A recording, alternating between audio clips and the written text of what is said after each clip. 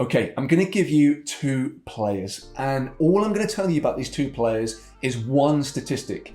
Now, both of these players, the best parts of their game are their dribbling, how they beat players, how they take players on. That's the best part of their game.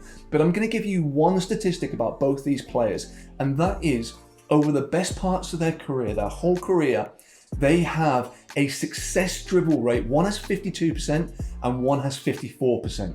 So pretty much every couple of times they attempt to beat a player, they lose the ball. So 50%, half the time they lose the ball pretty much. Now, if you're a player, would you want to emulate this? Would you want to become more like a player who loses the ball one out of every two times? And if you're a fan, would you really want a player that if the best part of their game is how they take players on and they dribble, if they fail half the time they try and do it? Now, before I tell you who those players are and if you've made the right decision, I want to tell you why I bring this up. And it's because I worked with a player last season, and in the few games leading up to it when we started working together, a couple of the games he had 100% success rate in his dribbling. And as far as he was concerned, brilliant, absolutely brilliant. And he wanted more of this.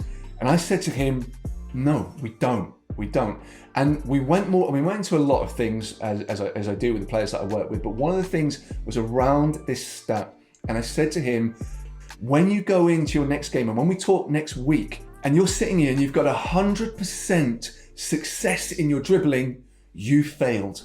And that might seem like a strange thing to say, but there's two major reasons why I brought this up. And the first reason is this: if he is focusing on getting 100% success in his dribbling, if he has an unsuccessful dribble in the first 20 minutes, he's failed.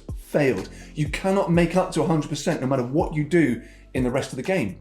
And also, even if you're at 100%, if you're focusing on that all the time, you are not taking the risks that you need to be taking in the game. You are not going to take the risks that are going to really affect the game and actually impact on the real stats that matter, which is whether or not you win the game, the goals, the assists and everything else that you want from the game.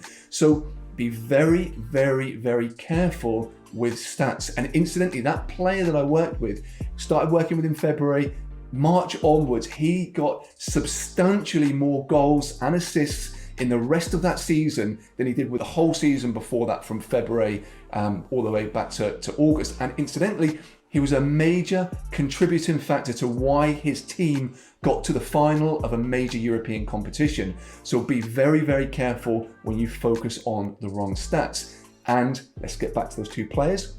Did you want to sign them? Did you want to become them?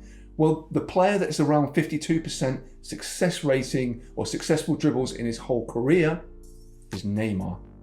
And 54% is another guy who plays with him, Lionel Messi.